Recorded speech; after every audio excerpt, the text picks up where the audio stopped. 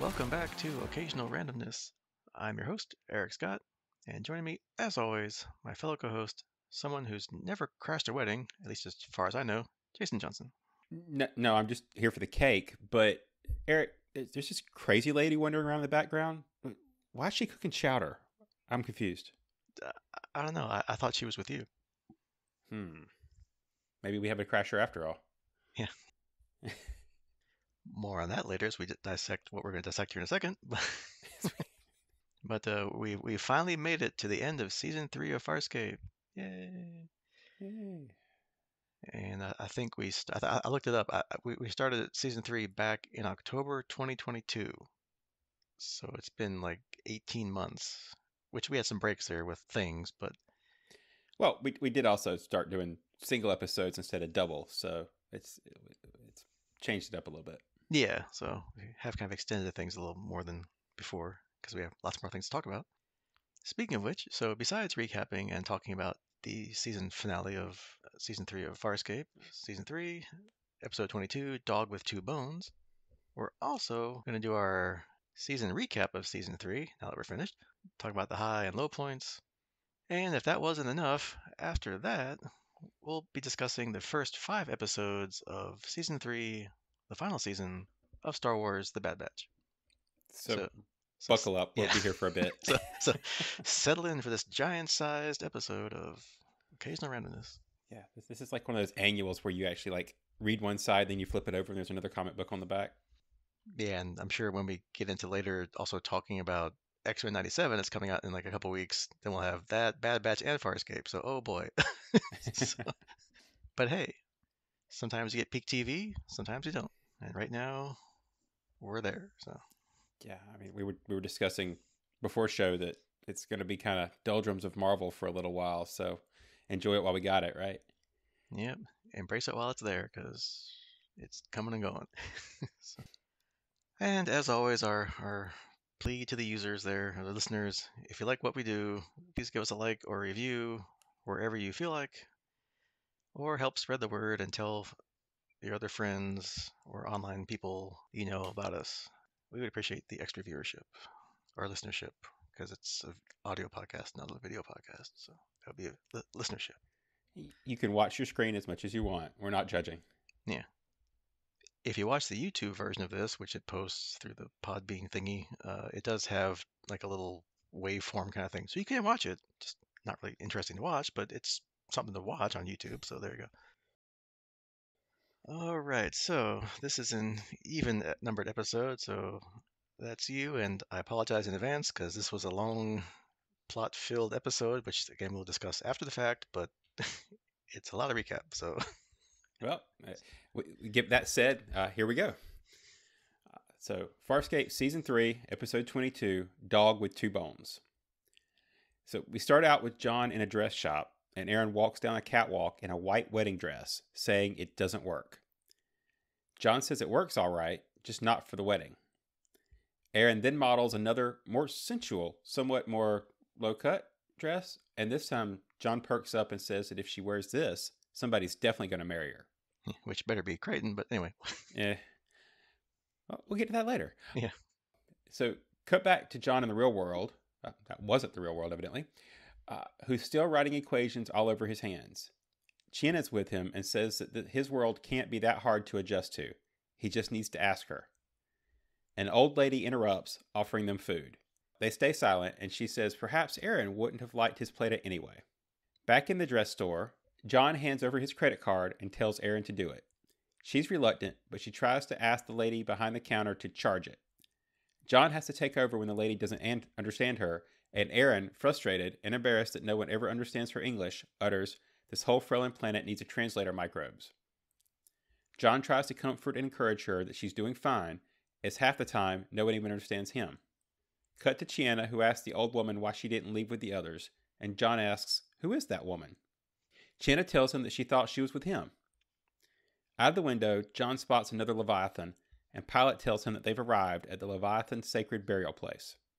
Aeryn helps Dargo pack his stuff onto his ship, asking how much he's taking, and telling him he could resupply during the journey. Dargo says that revenge is best served immediately, and she says he'll get himself killed. Rigel says they all will, but at least they can do it on their home planets. Dargo says he can't believe Crais sacrificed himself to destroy the command carrier, and Aeryn laments Talyn's death. Back to John and Chiana. Chiana asks John what he'll do when they bury Talyn, and he replies that he'll carry on working on wormholes. Suddenly, Chiana shudders with a vision, just as Pilot tells everyone to brace for collision, as the other Leviathan is charging Moya. Yeah, so these visions are like, how about a little more advanced warning than like, oh, I think I'll crash. Yeah. It's, it's an early warning system, just only 3 seconds early. The other Leviathan rams and scrapes itself across Moya's hull, leaving her badly injured. Pilot says that Moya's neural cortex is impossible to target so successfully unless by another Leviathan. This was no accident on the other Leviathan's part. Apparently, its actions have something to do with Talyn. Rigel complains and asks who the frail the old woman is when we see another vision with Aeryn throwing her bouquet at the wedding. Rigel is hovering by the cake when John is snapped out of it by the real Rigel, telling him to pay attention, as this is serious. John tells him that the plan to fix Moya is good. In another vision, a euphoric Dargo is with 2 girls, one on each arm, and congratulates Aeryn and John, joking that tonight John is the second luckiest man in the universe. Back in reality, Pilot tells everyone that the rogue Leviathan has 3 offspring, which were all killed by the Peacekeepers. She will not let Talyn, who was part Peacekeeper tech, be buried here. Pilot has yet to hear from the other pilot, but keeps trying. Jewel is with Aeryn working on her prowler, and asks when they get out of this if she's still planning to look for an ex-Peacekeeper unit. Aeryn doesn't answer, and Jewel says that they assassinate people, to which Aeryn says they protect people against things like terrorism. Jewel wants to give her some advice, but Aeryn says she's not tied to John in any way. Jewel adds that in the short time she's known Aeryn, she's changed so much, and she shouldn't go backwards again. Assassinating people seems like going backwards. Aeryn asks Jewel to melt something. When she answers with what, there's no power yet, Aeryn pulls her hair and makes her scream, which quickly melts the metal. Chiana tells John that it looks like Moya will be okay. She says that what she said about not wanting him to go with her wasn't exactly so, but he says it's cool, not to worry. He has a vision of her in a hotel room, dressed up all sexy and flirting with him. Non-vision Chiana says that she'd love for him to go with her, but he'd look so much like a peacekeeper, not a good thing for what she plans to do. The old woman then offers to talk to the other Leviathan for them as a negotiator. Chiana tells her to stick to cooking and for John to deal with her. John gets up and walks towards her, but she suddenly blows some herbs in his face and he shouts that he can't see. She tells him to go to the truth, ignore it, and risk all. She whispers something in his ear as he sees Aeryn as his bride, but then he sees waiters at the wedding getting shot, causing him to start shooting back. But in reality, Dargo comes in, just escaping being shot, and tongues him, asking the old woman what she did. She says perhaps a slight misjudgment of his weight, and Dargo knocks her out.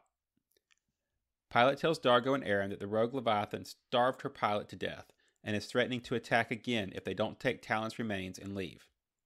Rigel says that they should go, and with Moya injured, Aeryn agrees, but Pilot insists that Moya will not go because Talyn deserves to be buried here. Back in John's vision, he's listening to Aeryn and his dad talking, and she tells Jack that she's miserable here, and John just doesn't see it, and she wonders when he's going to wake up. He says he's awake, and in reality, Aeryn pulls him up. She tells John that Moya can't beat the rogue, but they can't convince Moya to leave, so Rigel and Chiana are trying to convince her. The old woman, now tied up, again offers to help, but John asks who she is. Yeah, there's a recurring theme here, but we'll get to that. Chiana tells Moya that everyone is concerned about her plan, and that she once asked Zan how she got along so well with Moya. Zan told her by being honest, no matter what. Chiana says she thinks Moya should bury Talyn wherever she wants, and the other Leviathan can get out of their way. John sees a vision of Chiana, still on the bed, and asks her what all the stuff is. She tells him that she went shopping. Well, shoplifting. And that she got to know the boys a little better earlier. John asks why she has to sleep with all his friends, and she just continues to flirt with him, complaining that Earth is too repressed, when Jack comes in. She runs up to him and kisses him. Jack hugging her and just shrugs, telling a disapproving John, well, your mother's been gone for such a long time, prompting John to say that's just still not right. Yep. Yeah. Back in reality, Dargo says that he disagrees, and Chiana has a point. His ship has enough firepower to kill the rogue. John doesn't think that Moya will let them actually kill one of her species, when Pilot tells him that Moya is not the first to be attacked by the rogue. 3 other Leviathans have been killed and even more injured. It is now clear that the rogue Leviathan has gone insane, and Moya begins to defend herself on her own. Pilot says that Moya understands the grief of losing a child, but has decided that this Leviathan's behavior is unacceptable, so Moya asks the crew to kill the rogue. Dargo's ship and Aeryn's prowler are prepared to take on the rogue Leviathan. John tells Jewel to be there for Chiana, since she helped deliver Talyn, so she shouldn't have to bury him alone. Dargo tells Aeryn not to make any errors, but Aeryn says she doesn't make errors. Jewel goes up to Dargo and asks if he's okay with killing another living being, to which he just hisses through his teeth. John tells Aeryn to be careful, but she replies that she doesn't have to fly with Dargo. Dargo, John, and Aeryn leave Moya as she enters the sacred area, with the rogue following to attack. Dargo tells John to keep the ship steady so he can shoot. Aeryn says that the other Leviathan is bigger than Moya, so the best she can do is annoy it. John has another vision and tells Dargo that he knows it's hard for him, as everyone thinks he's a freak, prompting Dargo to say hi to two kids nearby fishing, who reply that they don't think he's a freak. The vision intersperses with real-time conversation in Dargo's ship, as John tells him not to kill Macton. In the vision, Dargo says that all he wants is revenge, and he's sorry that Aeryn is going to leave him, but not to take it out on him. In reality, John says it's not just Aeryn, they're all leaving. Dargo tells him not to begrudge them their dreams, but John replies that it's some dream, killing a man. Dargo says that he should go straight to Earth, but John says he can't, the peacekeepers would follow. He and Dargo continue to argue, both in the vision and on the ship. Moya ejects Talyn's remains as a weeping Chiana attempts to say some final words, but is too grief-stricken to do so. As Jewel holds her, Rigel takes over and gives Talyn a fitting eulogy. He, a joy to his mother and a credit to both his species. The rogue starts to charge at the remains, intending to disperse them, so Aeryn launches an attack, shooting the rogue with the prowler's weapons. This works, and the rogue leaves the remains and chases Aeryn into position where Dargo can fire upon her. When the rogue is right in front, Dargo's ship fires a shot that completely envelops the rogue Leviathan before completely disintegrating her. Jewel asks if they got her, and then Aeryn says that she's gone, completely. They stare in awe at the power of the destruction. Nothing at all remains. Rigel cheers that this means they're finally done. They're all unhurt, healthy, no one's trying to kill them, and they can finally go home. With the danger over, John visits the old woman and asks who she is. She was a prisoner of the peacekeepers, and he made them come back and rescue her escape pod after the command carrier imploded. So when the others got off, she stayed to repay her debt. John asks what she did to him, and she says that we all lie, but the lies that spew out do too much less damage than the lies that stay hidden. Crichton unties her restraints and sets her free. He says that back on Earth, when he was a kid, he would always dream of outer space. Yet now that he's here, all he dreams of is Earth. But lately, none of his dreams work. Her herb stripped away the lies, but he ran from it, and he's so tired of running. He asks her to show him again. She blows something in his face. He sees himself putting the ring on Aeryn's finger. Then the two of them happily dance at the wedding reception, as in reality he's performing the dance with the old woman. Again, she is seen whispering in his ear. Jack then cuts in to dance with Aeryn. Next, everyone is seated, and all of Crichton's friends from Moya are in attendance, even Pilot, clapping as John and Aeryn kiss. Jack proposes a toast to his son and his new daughter, the new Mr. and Mrs. Crichton, when he's suddenly shot in the head. John pulls his gun out in reality, but the old woman makes him see the truth and confronts his fear. The reception is stormed by peacekeeper troops, who one by one shoot all the guests. Pilot, Rigel, Dargo, Chiana, Jewel, and then Aeryn are all killed. In the middle of the reception room, a model of Moya is blown to pieces, as well as the wedding cake. After the chaos, the majority of the guests are all lying dead. As John hovers in panic over a bleeding Aeryn, she says not to worry about her. She's never felt better, before she dies in his arms. John is devastated and cries out for her when Scorpius comes in and kneels down next to him, asking him the obvious question. What did you expect? Returning to reality, John tells the old woman it's a nightmare. His life, his dreams, Earth, his friends, they're two things that are most important to him. However, he has tried to merge the two, but they're incompatible. Now he can't risk going to Earth, and his friends are all leaving. He's a dog with two bones. The old woman is confused, so John tells her the fable of a dog and its beloved bone, and how, while at a river, it tried to steal an identical bone from an identical dog, not realizing it was looking at its own reflection in the water. The dog opened its mouth, dropped the bone into the water, and lost it forever. Crichton is like the dog. He tried to keep his friends on Moya, as well as his dream of returning to Earth. Like the dog, by trying to take too much, he's ended up with nothing. The old woman asks if a dog is smart enough to learn. If it could have only had one bone, which would it have wanted? John goes to the maintenance bay where Aeryn is packing. He says that he's going with her. She's not leaving without him. She asks what he wants, and John says her. She tells him that it's not that easy for her. He died, she watched it, but he's still alive. She has to go. He tells her to say goodbye, but she says they don't say goodbye. John tells her that they do this time. If she goes, then comes back, he couldn't handle the in-between again.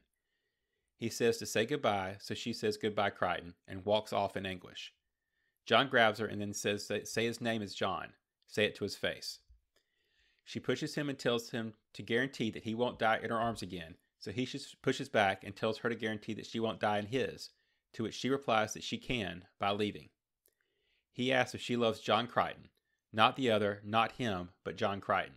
She says yes, and though she wishes to resist, they eventually kiss.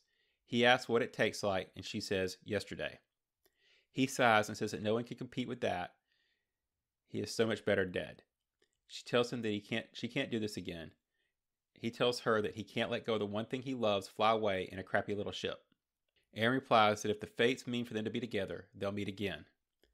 John replies that if it's up to the fates, then he'll toss a coin. She tells him to just make a wormhole and go home, and John replies that there is no home, there's only her. She then says it's too late for her, and he tells her that if she does this, they'll never see each other again.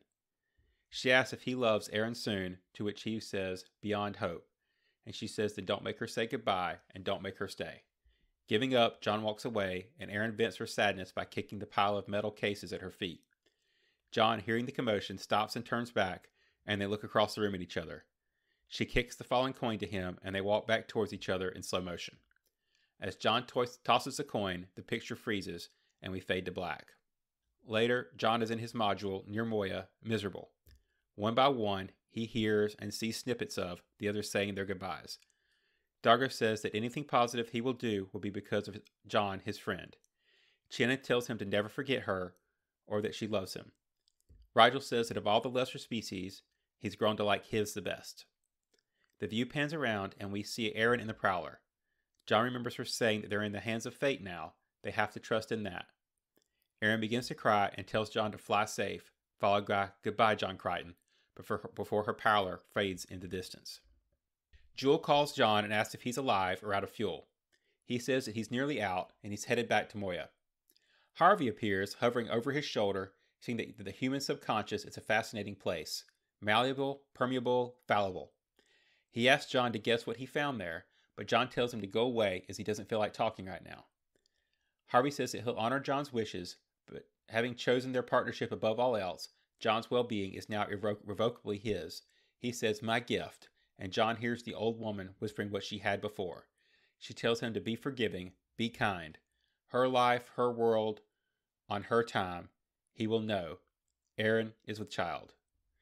John screams for old woman, who is still on Moya, and tells Pilot to put him through to Aeryn. She's out of range, so he tells Pilot to go after her, but Jewel objects. The old woman grabs her, about to bite her ear, and says for Pilot to do as John says. John begs, and the Pilot says he'll attempt to plot Aeryn's course, and they'll leave as soon as he returns, when suddenly a wormhole opens just behind Moya and sucks her in. John says, you've got to be kidding me, as the camera pans out to show him stranded, out of fuel, and utterly alone in space. Uh-oh. A little bit of rough ending there. A little bit of trivia on this episode. Discounting flashbacks, this is the 5th episode in which Kent McCord appears as a fake version of Jack Crichton. Executive producer David Kemper is hiding under the table during the breakfast speeches. He was talking to Ben Browder and Claudia Black when the director yelled action, and he had nowhere to go. Now that's funny. Yeah, that's a pretty good one.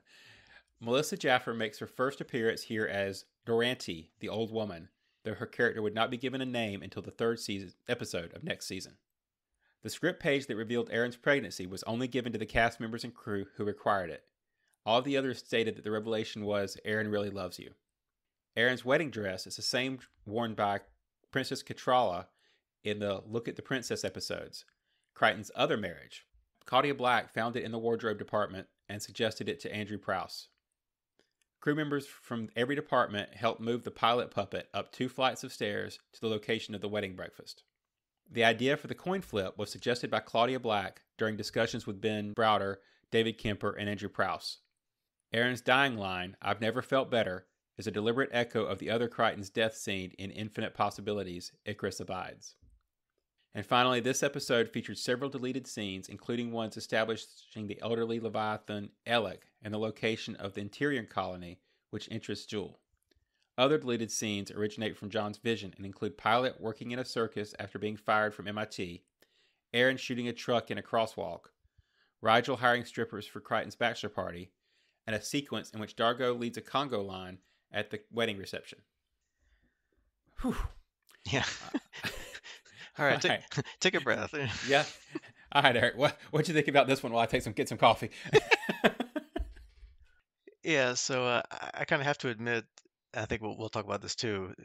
This episode confused the frell out of me, to use a Farscape word. So, was it the old woman giving John these visions of him marrying Aeryn on Earth? But he was having the visions before the first time she blew that powder into his face. So I don't know. I have no idea. It was hilarious though that everyone keeps asking everybody who's the old woman, and no one really follows up on that question or even bothers to talk about it. So, Yeah. she said she came from the command carrier and they rescued her, and she wanted to stay on there, pay the debt. But then, wouldn't they remember that? And why was she chained up? If she was free and rescued, then why chain her back up again? So I'm completely confused. Obviously, there's more to it that we'll learn next season, as from the trivia back there. She stays around a bit, which I do remember her from watching this 20 plus years ago. So she did make an impression on me. Let's see, other thing, I did like the idea of the Leviathan sacred burial space. That was kind of neat. And of course, like we saw last episode, everybody's following through, except for Crichton, on leaving or planning on leaving. Guessing they think all their problems are solved and no one's hunting them any longer, or if they are, then they'll just die on their home planet. I don't know. Obviously, we'll see how long that lasts next season, since there's next season, and they're not going anywhere that we know of. So yeah, lots of huh? What do you think about this one? Yeah, so I'll echo a lot of what you said. This is another one of those episodes where I feel like I skipped ahead and was watching an episode maybe from a future season, because I kept thinking there has to be something in the between, right? I mean, this the difference, and they've done that to us before, right? They've jumped, they've had we've come out of one plot and jumped into another one, but man, they just left us and throwing us into this one, and we had to just try to figure it out the entire episode. I usually like unreliable narrator stories. That's one of my favorite tropes. But this one was such a tone shift from that last episode. I just didn't get into it. I did feel like some of the points you mentioned, I liked them. The graveyard, things like that, we'll get into. But overall, I spent the whole episode just lost, and as I'm sure we'll get to, frustrated by the John and Aeryn storyline. But yeah. Yeah, it's like they knew this was the last episode of the season, and they maybe knew where they wanted to go next season. So let's just kind of jam it all into this episode, and we'll just sort it out later.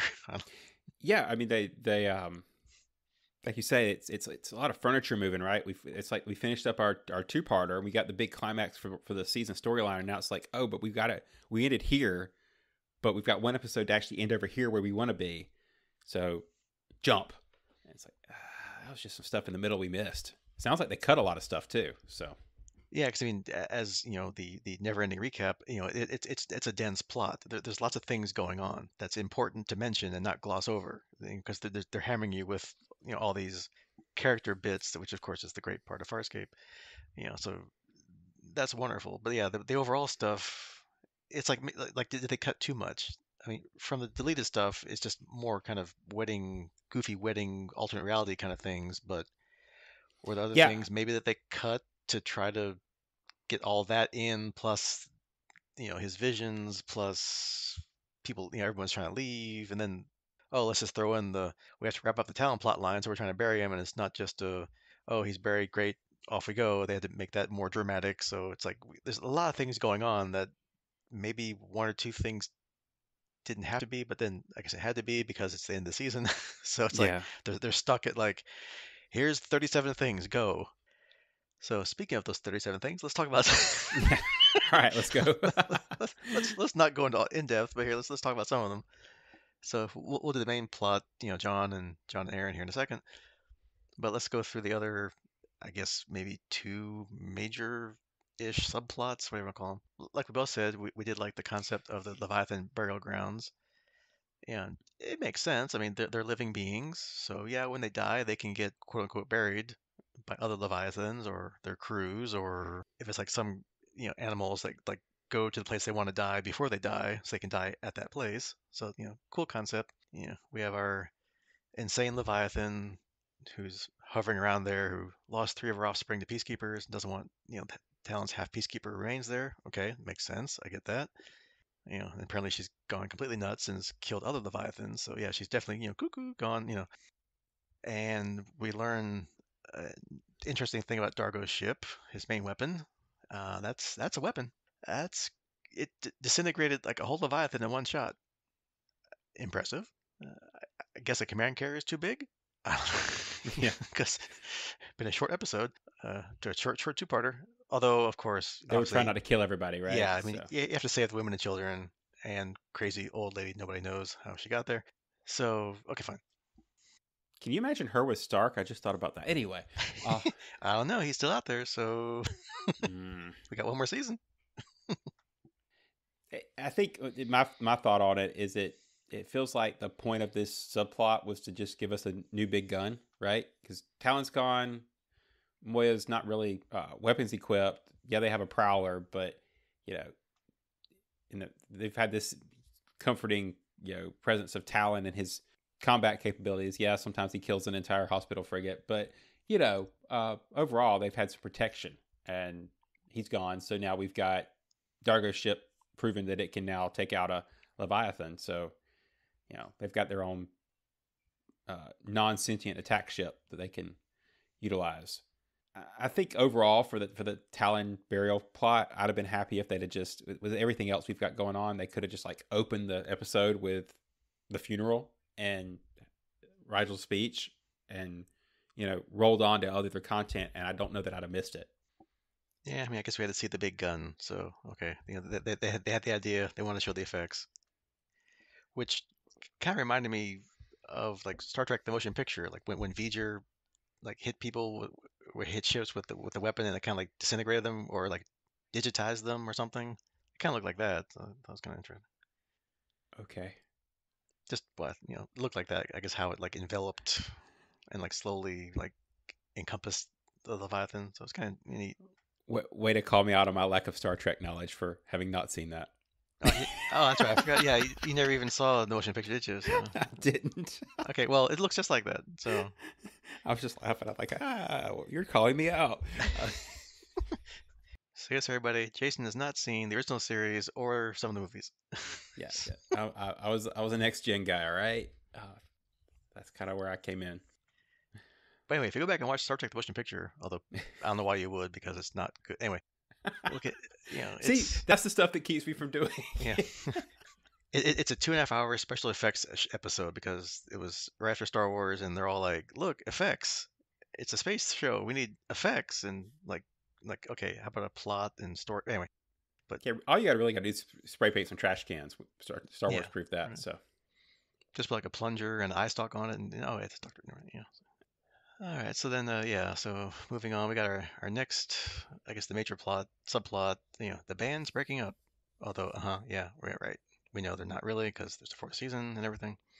Although, as with most shows back then, it's like, did they sign for 4 seasons? Are some people going to go away? You don't know. So, they're all going their separate ways. They're all going to do what they did last time. Like I said, Rigel's going home. Dargo's going to find his wife's killer. Gianna's going to Nabari Resistance and her brother, which would have been a great plot line to pursue when that happened, but I guess we'll never see it again. And that leaves Jewel, who's hanging around, I guess, because she doesn't have anywhere else to go. yeah, they cut that plot from the story, right? Yeah. So now she's got to stay. I guess they realize that, nah, she's just going to stay here, and who cares about her people anymore? We don't care. And Crichton's going to, of course, stay to work on wormholes because where else is he going to go? Except if he wants to go home, although more on that when we get here in a second. And then we have Aeryn, which okay, so yeah, fine. She doesn't want to be around the surviving Crichton and see him die again because it's too much to handle. Understandable. I get it. We've been going back and forth with that for the last couple episodes or whatever. But she's off to join ex Peacekeeper unit. So that's a thing. Since Joel says that's a thing, I thought you couldn't get out of being a peacekeeper. Like you're born there, that's what you did, and if you left, you're like Aeryn, you got like excommunicated, or which I don't know how prevalent that was versus just outright killing you if you wanted to leave. So yeah, was her exile like different or worse than the normal way you go out as an ex-peacekeeper? Because I don't know, just that just seemed just a throwaway to get her out of there somehow. I don't know. Yeah. I mean, we had her and Krace as kind of our two really only peacekeeper exiles we came across, right? So that's an interesting thing. But that point just felt like it came out of nowhere, right? I mean, we haven't had any mention of ex peacekeeper unit before. She hasn't mentioned wanting to go join it. It just kind of was like, oh, everybody else is leaving. We've got to get Aeryn out of the way too, to keep the storyline of everybody leaving Crichton. So, yeah, I guess they had to come up with something. But again, that's the kind of stuff they should have like had her like before the mission to blow up the carrier. They should have had her talking about I'm planning to go, and she just stuck around for one last mission or something. But this just made it kind of come out of nowhere. So, but again, it was all kind of furniture moving to get to the end where everybody left, right? That was kind of the goal.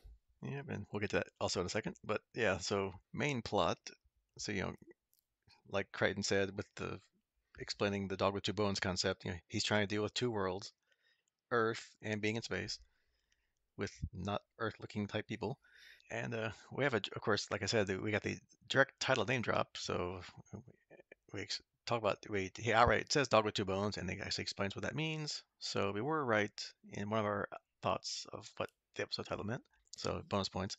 Yeah, actually, I think this is a first for us where not only did we get the name drop, we got a full on like storytelling. Yeah, like minute, 2 minute explanation of the storyline. So yeah, because trying to explain IENCH, UENCH, they had to actually show it to us because he wouldn't have got that. Yeah, right. I mean, what does that mean? Yeah.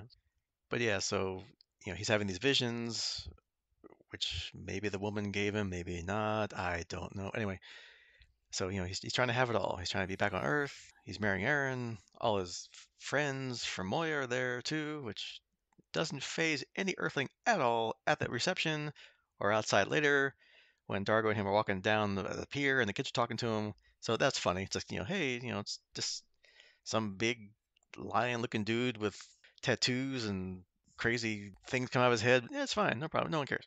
Well, they saw that series with Linda Hamilton, back in the day. So yeah, so it all makes perfect sense.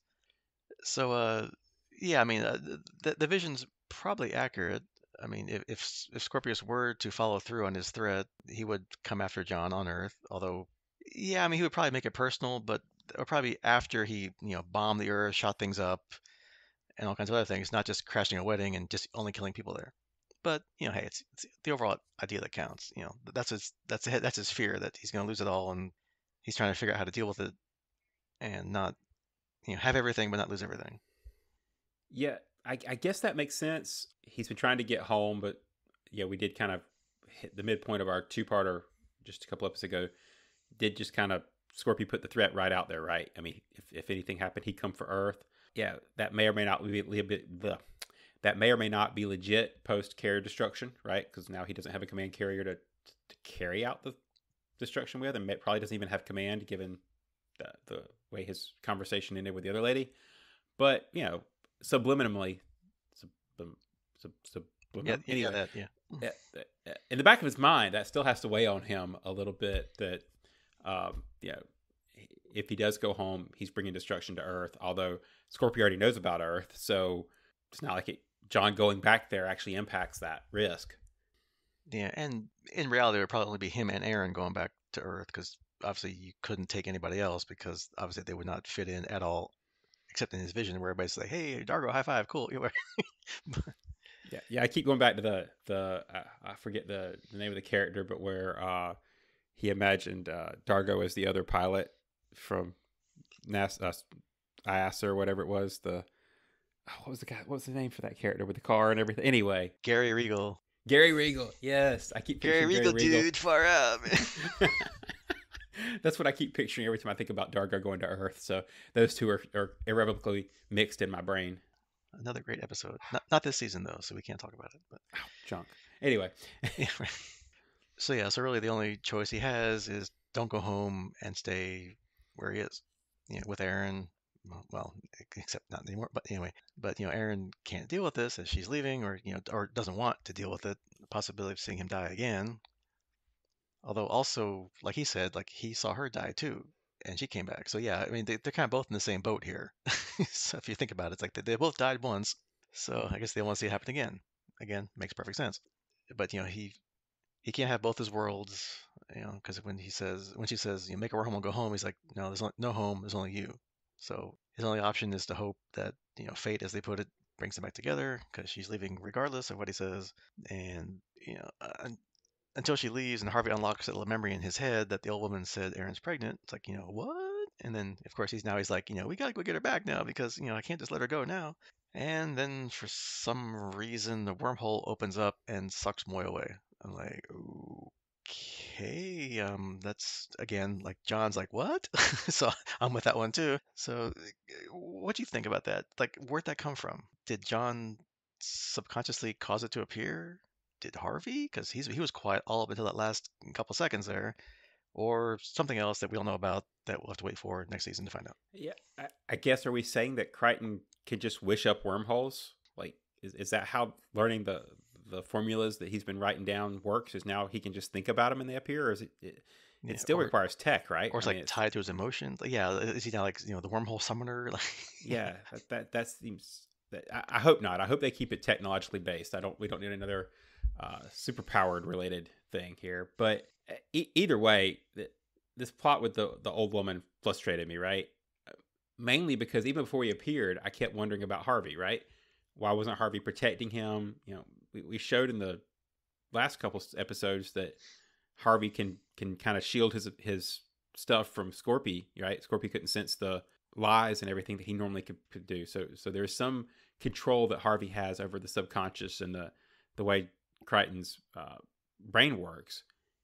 And yet this old woman, assuming that she was the one given the visions, right, was able to push her way in. And then what we end up with is a convenient, oh, it's too late, everybody's already left. Here, let me unlock your memory now so we can dramatically end the season ending. yeah. And these visions weren't like when he was in his head with Harvey, because when he was doing that, he was just kind of like probably just sitting there in a daze or in his memory. Like this is he's actually acting out in the real world. Like he was dancing with the old woman. He was shooting randomly in Moya when he was shooting in his dream, in his vision. So yeah, this is something different. Yeah, if anything, it was closer to the ancients or whatever, the visions they gave him where he and Aeryn went on Earth for a little while. That's probably the closest I could think of these visions. Although these were all seem to be just in his head, not whatever. So Yeah, I mean maybe it's them somehow, right?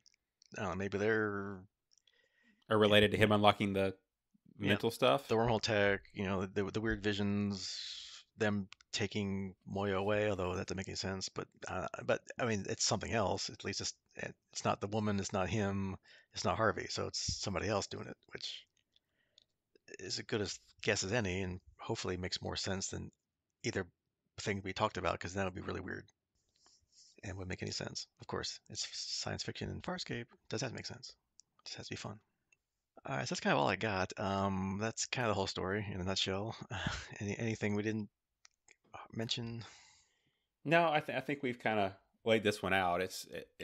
For a lot of episode. I feel like there was a lot of. I'd have made a pass at it. Let's put it this way, right? There's some cutting I would have done or rearranging or something because it there's pieces of it I didn't really care for. There's pieces of it that I feel like are just furniture moving, getting us ready for next season, and maybe I just don't like the plot lines. I don't know. I pick it out a little bit, but meh. Well, speaking of what's meh, what's not meh, let's do our big season wrap up here. Yeah, So that's how I'm gonna categorize everything from now on. It's like yeah, the good and the meh. the good, the bad, and the meh. So it's been almost a year and a half, like we said, since we started season three. So given how stuff goes around these nowadays, I can't remember probably when we started going through the stuff. But looking back over the descriptions of episodes, I kind of made like my list, and we'll see if you agree with this, of what I thought were like the really good ones and the meh or not so good ones, or maybe even the terrible ones. We'll see. Although going back over this stuff, it seems like, in my opinion, looking back, not going through our notes or seeing how we thought of the episodes as we did them. So feel free to criticize me later if I got something totally wrong.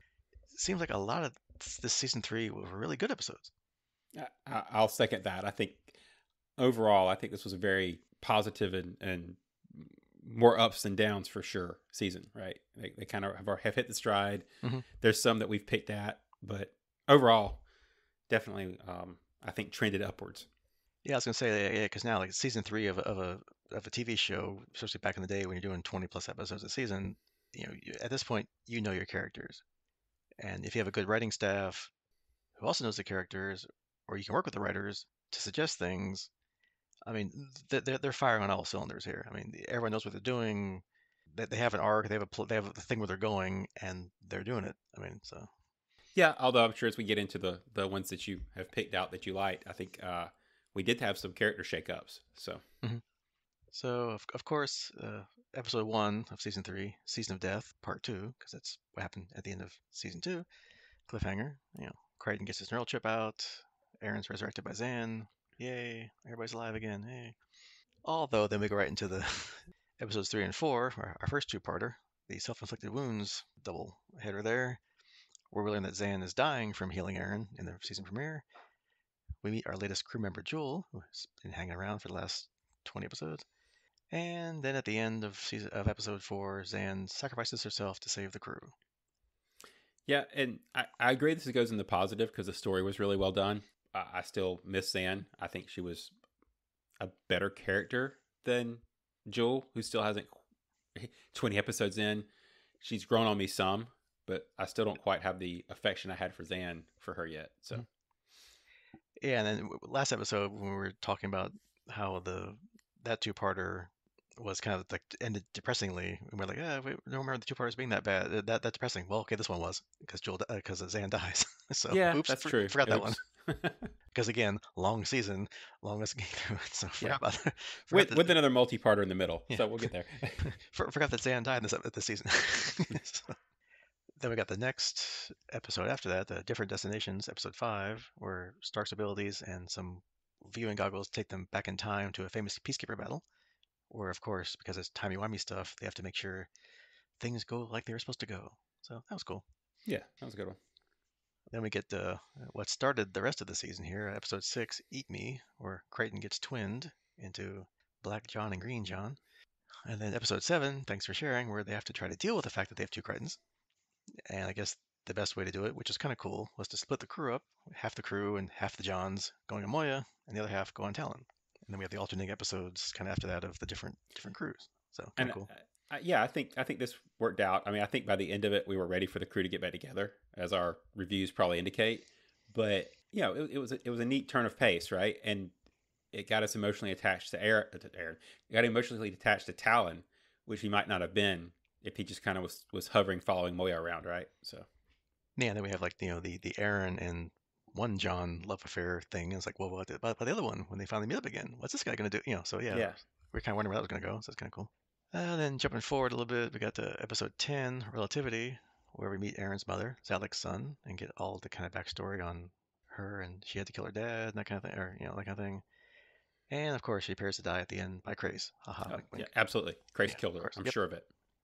Then we have the episode 11, Incubator, where we get to learn all about the backstory of Scorpius, which is awesome. I love when they, have time to delve into the backstory of your villain, who of course doesn't think of himself as a villain. He thinks of himself as a hero trying to save, the peacekeepers and this section of the galaxy from his Scaran half brethren or whatever. So, always love those kind of stories. And then we get our second two-parter, episodes 14 and 15, Infinite Possibilities, where we meet our friend Furlough again from, I'm going to forget now, season one? It's been a while. Yeah. Jack the Ancient shows up again, always fun. Helps that Crichton unlock the wormhole knowledge in his head because they have to stop the Scarans, who are also stealing that technology, and only for that Jack to be killed in the second episode. Oops. Maybe permanently, maybe not. Don't know yet. We'll find out. Hmm. And this John dies from radiation poisoning from that weapon that they used to destroy the Dreadnought. We get to see what a wormhole weapon actually is, which is pretty nasty. So yeah, I can see why they're all against that. And we get the amazing like ending scenes where John's dying in Talyn, his deathbed on Talyn, and the crew are saying their goodbyes, and then he dies in Aeryn's arms in the end. Awesome. Yeah, with repercussions we're still dealing with. So Yeah. yeah. Then after that depressing ending, we jump into episode 16, Revenging Angel, which is a mostly 90% animated episode in Crichton's head. And what can I say? That's probably one of the best. That was just so off the wall and just wacky Looney Tunes, literally episode. I loved it. It was amazing. Yeah, I think in retrospect, that's probably one of the top ones this season right there. I think that gets a gold star. Yeah, because something you would not expect. Nowadays they've done some of that, like we said in the episode, they've done some animation slash live action kind of stuff. Most recently, I think, with the latest Star Treks. But yeah, I love it when they just go completely off theme. Just Yeah, it totally Roger Rabbited. Mhm. It's cool. And jump ahead a little bit to episode 19, the I Yench U Yench, which we talked about a little bit before, where Talon goes completely mental and destroys a medical ship and almost Moya, and they have to shut him down. And then we get some nice little Scorpion and Rigel moments when they're on the planet and kind of having a moment with each other. So, and then probably, of course, our third and final two-parter of the season, episodes 20 and 21, Into the Lion's Den, where John and company try to destroy Scorpion's wormhole research on the command carrier, but they can't. So they decide to blow up the whole thing. But unfortunately, in order to do that, Christ and Talon have to make the ultimate sacrifice and do that, and we lose them. And we get to meet the possible future bad. I'm not going to go into it. You'll find out next season. Commandant Greza. So, Which I'm looking forward to. She seemed like a pretty good bad guy. So yeah, they do bad guys pretty well with Farscape, or bad people, antagonists, I guess. They do. All right, so then the meh or the bad, if you're calling it that, which wasn't much. So we get episode 9, Losing Time, where we have a energy being who can take over people, tries to hide from another energy being, hunting it, and okay, whatever. yeah. Although we did get to see, there's always something good in bad episodes. And this one, we get to learn or see more about Moya, and we get to see the Starburst Chamber for the first time, which is pretty cool. Yeah, that's a good point. I mean, you criticize what you love, but so there are always some good things in these. But yeah, I think that's a good one to call out as a little repetitive. I feel like we've been here before. hmm And we got episode 12, Meltdown, where some odd creature living either in another dimension or in a star, near a star, whatever, is drawing ships and souls into it. Okay, sure. And Stark gets involved with a woman trapped there and has to help her, which good. Again, the good point. It's got some good Stark moments, but eh, Yeah. other than that, And I think this is where I'm going to add, believe it or not, episode 22. Yes, this episode we reviewed to the meh list because I know it has to do some furniture moving, as I've mentioned, setting up the cliffhanger between the seasons. But man, it just frustrated me across the board. Like all the points felt like they were just like one notch from being right on to me. They were just like not clicking. yeah, I mean, I probably put it in the meh category if we're having a third category. Yeah, it's a meh, as in I may put it with these other two. So yeah. And of course, I don't know how many we talked about. Like, there's at least half the season, if not more. So yeah, the other half were, okay. Yeah. Oh, good. Nothing to write home about, but still good. Still move things along, and it was fun with the alternating crews, like the one with the Budong. It was kind of a cute idea, but was it fantastic? No, but it was fun. Well, like I mean, obviously we like the show, so yeah, the episodes we may not call out just are good episodes, right? I mean, Solid. Yeah, I mean, they're if it's not like amazingly wonderful like the ones we talked about that have earth-shaking ramifications or great character things or just insane. Let's have an animated episode in the middle of a live episode series. yeah, but they also didn't make enough of an impression to make the bad list. So Right. yeah, So solid episodes. Yeah. So yeah, overall, fantastic season. One more to go, plus the 2.5 hour or 3 hour movie to come after that, two-parter after that. So yep, almost done. Aw. Oh. But we're not done yet. So next time, Well, it took us what year and a half to do this, so we're good. yeah. So we'll see how long it takes. So start the clock. How long? Yeah. So next time we'll kick off the final season of Farscape, season 4, with episode 1, Crichton Kicks. here we go again. Okay, so playing the playing the usual game of what does that mean? Nope, no idea. Crichton's alone in space, at least at the moment. So if he does get back to Moya, it's only him and Jewel. So maybe they're gonna kicking back, relaxing on a mostly empty ship, because that's the only two of them left other than Pilot. So I don't know. Or something else could totally happen. I don't know. He kicks somebody. I don't know. I mean, so, Yeah, you know, I'm going in on he gets a new pair of shoes, right? yeah. Crichton's kicks. So He learns kung fu. I don't know something. Yeah, who knows? ooh, and he's got plenty of time on his hands. Yeah, nowhere to go. So hope he packs some crackers. Yeah. Well, but they don't matter though. So They wouldn't matter if that's all you got in the ship. although that's all, yeah. Because does he have any food in there? How long is he gonna be in the ship? So he's got no fuel and no food. So how long does this air last in his little module, right? We didn't even talk about that. Well, So. that it's Farscape. They don't breathe in space, so he'll be all right. Yeah, I mean, well, they're out in space. Him and Dargo at the end of season 1. So yeah. So that's all I got. So that's next time on the Farscape episode or part of the episode. So if you want to hang around after the really brief Bad Batch theme music, because it only lasts about 5 seconds, because they don't have a theme song, and we'll talk about the Bad Batch. Otherwise, you can drop off here, and we'll see you for Farscape next time. Next season. Next season.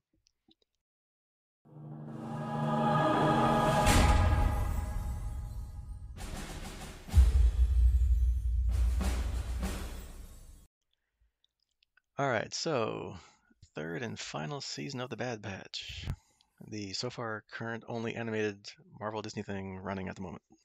Yeah, till X-Men, but yeah, agreed. Yes, until another week or 3 when X-Men comes out. Yeah. All right, so yeah, we'll just kind of do the alternating quick recap, and then we'll kind of talk about it a little bit. All right, episode 1, Confined.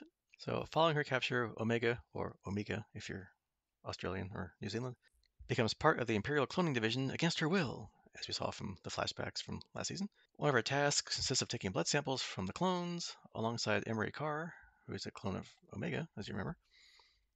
But Omega becomes suspicious when Emery also takes Omega's blood, only for Nala to just discard the sample in secret every single time Omega gives it to her. She also evades the guards to speak with her fellow Bad Batch or ex-Bad Batch member Crosshair, who's there in prison after what happened last season, who attempts to discourage her from escaping Mount Tantus. She befriends a Lurka hound named Batcher. Okay, we'll get to that in a minute. And the Imperials decide to euthanize Batcher. She frees the hound, which escaped into the jungles of Wayland. And Dr. Hemlock warns Omega that further defiance will result in consequences, not for her, but for Crosshair. And that leads us into episode 2, Paths Unknown, which switches us over to Hunter and Wrecker. So after gaining intel from the Durand crime family, Hunter and Wrecker travel to an abandoned Imperial cloning facility Hemlock was in charge of. The pair runs into Mox, Zeke, and Stack, clone cadets who were held prisoner by Hemlock before managing to escape as the Empire destroyed the facility. Zeke helps Hunter and Wrecker enter the facility while evading Slithervines, an Imperial experiment gone awry. Meanwhile, Mox and Stack manage to find the Marauder. While Zeke is gathering intel, the trio are attacked by other Slithervines, which are revealed to be the tentacles of a huge monster. Of course. Mox and Stack are able to extract the three before defeating the creatures with explosives. Because, the Marauder has no security. Hunter then promises to take the cadets to Pabu. And we got episode 3, Shadows of Tantus. So now we're back on Tantus, because that's the title. There you go. Or at least in the shadow of it. Oh, yeah. Well, I got the evil shadow, Emperor Palpatine, who's traveling to Mount Tantus to learn all about the progress of Project Necromancer, which we'll talk about in a minute. After Emery takes a sample of Omega's blood, Nala warns Omega that she is in danger and urges her to escape using a datapad with access to the facility and its shuttles. And more on that in a minute, too. Omega frees Crosshair, and upon learning that all shuttles are grounded because of Palpatine's visit, they escape through the Lurker tunnels, which has chutes to the outside, and they find the crashed shuttle that we kind of saw in the first episode. Emery attempts to stop them, but is stunned by Crosshair, which inadvertently triggers an alarm. After taking care of a search team chasing after them, Crosshair and Omega, joined by Batcher, steal their shuttle, but end up being pursued. And however, after learning from the Emery that the M count required for Project Necromancer can be replicated with Omega's blood, Hemlock calls off the pursuit since they need Omega alive. And we pretty much pick up right from there with episode 4, A Different Approach. With the damage to their shuttle sustained in their escape, Omega and Crosshair are forced to crash land on the planet Lau. They make their way to a nearby spaceport where Crosshair opts for using force to hijack a ship, while Omega intends to acquire the money needed to bribe a clerk through gambling.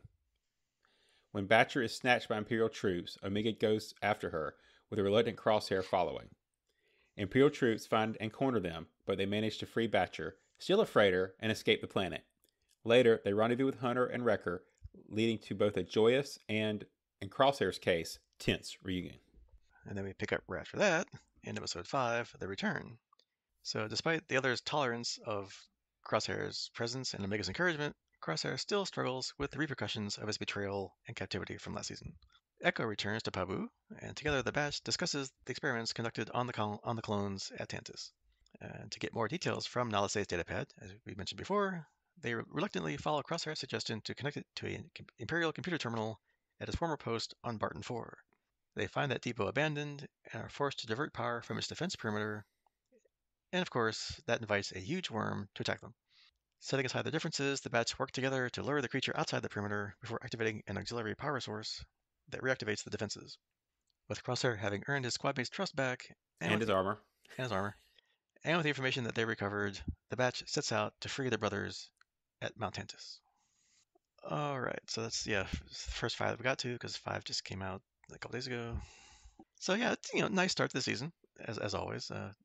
I do appreciate the recap of last season at the start of episode 1, which is always nice since I don't go back and watch the previous season again before the new season comes out. Just don't have the time and too much stuff to do. I like that they devoted like most of the first 2 episodes entirely to what's going on in Mount Tantus. We don't really get much at all, if anything, with the other clones in the batch. So we really get to learn what they're doing there and how that kind of does tie into what we saw with Rise of Skywalker, right? That Hemlock's trying to perfect the communal cloning process, but for Force users, and probably more specifically, only the Emperor, which we saw tons of him in that movie, like literally tons and tons of Emperor clones again. And also, if you think about it, and remember, that's the same thing that Moff Gideon was doing in the last season of The Mandalorian, making clones of himself and giving himself midichlorians to become Force sensitive. So it's kind of all ties into here together, which is kind of funny because I thought the Empire didn't like clones because they're trying to get rid of them all, except when it benefits them personally. Yeah. So for me, I'm up for anything Tantus. So I'm really enjoying this storyline they're using. I'd love to see them resurrect some of the clone storylines from the old expanded universe, which I guess they're now called Legends. But we had Jorus Sabuth and Lauk and several clones, but yet they're also kind of picking from that. And you referenced the stuff from Rise of Skywalker and Moff Gideon. I think this is an interesting way to bridge what we had in the prequels, if we acknowledge that they exist, and then getting into the Rise of Skywalker. It's kind of bridging the two, right? So that there was a lot of complaint. I liked the movie, but there was a lot of complaint, probably rightly so, of how the return of Palpatine was handled in Rise of Skywalker, right? So one of the things that Filoni has always done really well in the animated series, right? Because this is essentially a spinoff of Clone Wars, for Bad Batch, and it's kind of neat to take one of the things that the Clone Wars did was make everybody have positive emotional ties to the prequels, right? Because it took the characters from the prequel movies and gave us a whole lot more story, right? A whole lot more clones. I mean, if you made it through seven seasons of Clone Wars, you're way more attached to those characters than you were in the movies, in my opinion. Mm-hmm. And I think this is an interesting way to do that same thing with Rise of Skywalker and the cloning of Palpatine that got thrown out there. And there's so much to do in the middle that you can leverage from the Legends or expanded universe material. So, they've kind of leaned into that a little bit with bringing what's the Zahn stuff, Thrawn, Mm-hmm. Into some of the other series. So there's a lot of possibilities of where we can go. So yeah, I'm excited about the cloning. So Yeah, I'm excited to see like where it goes because if it's the last season, I don't know if they're gonna wrap up some of it in like the supposed movie where they wrap stuff up in. That might be more live action stuff. So if this is like the final wrap up to the animated stuff for the last like 7 years plus the 3 here, Yeah, because obviously the Republic or the Old Republic made lots of clones. However many, hundreds of thousands. I don't know how many there were to fight the droid army. So there were lots of them running around. And then by the time Luke talks to Obi-Wan in Star Wars, he's like, "You fought in the Clone Wars? Like it's like an afterthought. It's like it happened like a long time ago." And where are all these clones? So it's fun. It's to see where like how they went from all these clones to like it being an afterthought like 20 years later or however many years later. Well, we know that Rebels, which is I think the closest material we've got to A New Hope, the only clone that's kicking it are, well, the three is Rex, Wolf, and what's the other one I'm forgetting? Gregor. So there weren't a lot of clones pulled into service that you saw. So it's interesting. There's some gap there. Yeah, so like whether they were like built-in expiration dates in the clones, which we can talk about later with Crosshair here, but yeah, or lots of experiments and just getting rid of the clones and experiments and stuff. Yes, something happened to oh, you're free, the war's done, you're free, which that was the fun part of last season, trying to figure out how do clones reintegrate with society when they were never part of society. So that's kind of fun. So it's fun just to see all these little things of stuff you didn't think about, but because of the Clone Wars and this stuff, it's like and where they went with it after the fact, which we talked about the Skywalker and Mandalorian. It's like, yeah, how did like where'd they go? Like what happened to them? So yeah, we'll see how it pays off here in the last season. We'll see. So and Omega gets a new little friend, the Lurka that she named Batcher. That's playing off the Bad Batch names. It's kind of funny. I totally missed that. I didn't get it until I was like recapping. I'm like, oh, Batcher, Batch, hey, I get it. Well, it doesn't help. She says "batcha," so Yeah, I mean, yeah, you have to like see the word before. But yeah, so I guess she's really part of the crew now, right? She's no longer a sidekick-ish kind of character because now she's got her own sidekick with Badger. yeah, you got to have a mascot, right? That is one interesting point though, because one of the things that's not really super clear is the time jump between last season and this season. They did a little bit of minor aging up on Omega, but hair wise and things like that, and that it's been long enough that Echo is off with Rex, and it's just Wrecker and Hunter, doing the intel missions and searching. So, and you get the impression they've been at it a while. So, you know, don't think years. We're thinking months here, probably, right? But still, it's kind of interesting to have a time jump. Yeah, because was I just misremembering and just thinking it's your typical prison kind of cell thing? Was she like scratching like something into the wall, like how long she was there? Or no, Yeah, am I just imagining that and no, thinking, there were tick marks. The question is, and I'm sure somebody who actually freeze framed it and wrote that down, but you don't know if those are days, weeks, right? Like which hmm you don't know the scope, but I'm leaning on months at least. So hmm yeah, because it's this same boring thing every day, and you just see like every time she's doing the same thing, same stuff. It's like well, she had time to scavenge enough stuff to make a stuffed animal, hmm and so yeah, she had the whole thing down of how to smuggle it into her little carry on, whatever her little lunch pail, whatever. and you get the impression based on how they took it from her that it's not the first one she's made, right? So Yeah, that they know to search her quarters for stuff, right? So, and yeah, so it's nice to see Crosshair continuing to come around to the reality that he's just a tool and a prisoner of the Empire, and he's just gonna be experimented upon until he dies. So, clones are on the way out. His days are numbered. But of course, he's still Crosshair. He's still the gruff person that he was we've seen before. He's trying to get drive Omega away, like leave me alone, stop coming here. But yeah, that doesn't work. She breaks him out. We get a kind of buddy criminal, buddy cop, buddy comedy show as they escape and you know land the other planet and have to keep working together. Although he wants to do one thing his way, she wants to do it her way. So it's kind of fun. Which and then of course when they do escape, you know where they're going to go afterwards. So it's interesting to see. We'll talk about in a minute, like how Hunter and Wrecker act towards him. It's like you're wondering, like, oh, because they have that like weird standoff where she's all happy and hugs them and like, oh, we're back, and they look over, and it's like, oh, you. So, yeah, plus as you kind of indicated, you've got some form of damage or breakdown preventing him from being as deadly a shot, right? So you've got a sniper who's no longer super accurate, so that makes the character a little more interesting to me as well. But yeah, I will say I was kind of surprised because I was expecting them to drag that out, right? Even though they escaped, I was figuring we'd get like a good part of the first half of the season before they reunited the characters. On one hand, those would be kind of cool adventures. On the other, there's probably a lot of story left to tell, and so I'm Hmm. kind of glad they resolved that pretty quick and got the characters back together, because now we can get a lot more time to focus on the cloning and the stuff they need to close it out. Yeah, because again, limited series, although it is like whatever 12, 15 episode, whatever it is, it's a long it's a long season compared to other seasons, Yeah, but if you know this is the end, but you've there's a got a lot of lot of stuff you stuff got. to move. Yeah, there's a lot of moving parts to wrap up here, and maybe set up for another thing after this, not with them or who knows.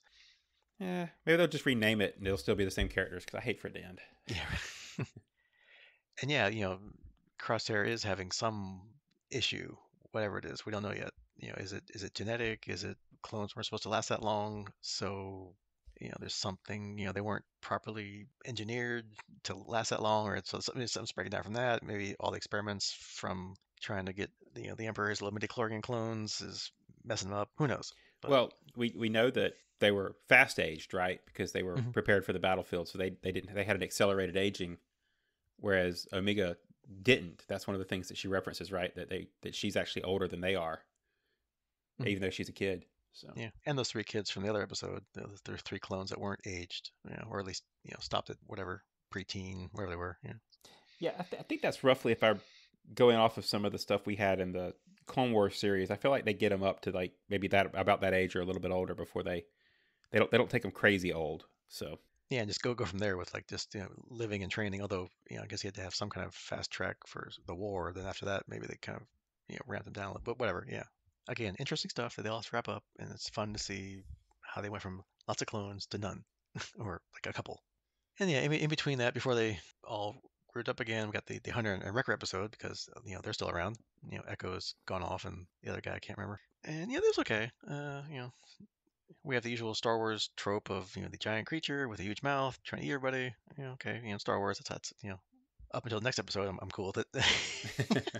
So we get the clone children almost stealing the ship, but having second thoughts. And at least this time they locked the hatch when they left, so they had to break in. Unlike the last time where the guy just walked in and took the ship. So at least they're learning.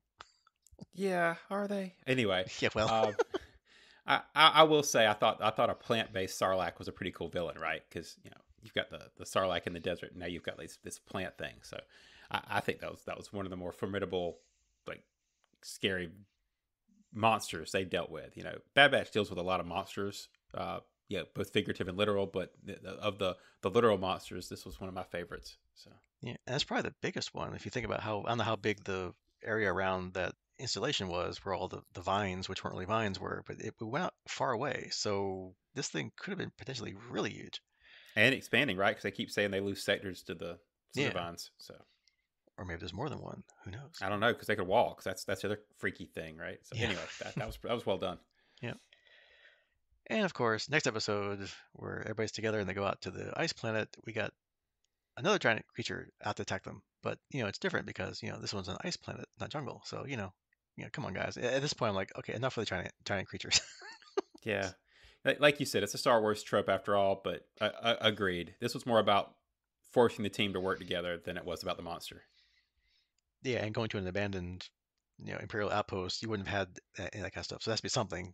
I was thinking they'd be attacked by like those bandits he mentioned were there, and they killed them all. Maybe not. Now they're there, but bandits would have been kept out by like a subsonic thing. So it had to be some kind of animal thing. Okay, fine. And it wasn't like a run through like ice tunnels or tunnels. We had sand tunnels in Rise of Skywalker. Now you got ice tunnels in this one. So again, it's all related. It's all comfortable. It's all I've seen it before. Yeah, and it keeps the theme of one environment per planet. So Hmm. Yeah, yeah. So overall, the first five, I've liked it. This last one, it's nice that they've come full circle from season one, and Crosshair understands them. He understands that, and they understand him, where he's coming from. They might agree with what he did, but they're willing to put it in the past and continue on. So now everybody's back together. Well, more or less. We'll maybe talk about it in a second. And off to Tantus to save everybody else, or not. We'll see. yeah, I'll say without tech, see, end of sad last season. It's good to have Crosshair back with the group. I'm not sure how long or if they plan to keep Echo around, because he keeps going off with Rex, so Mhm. more or less.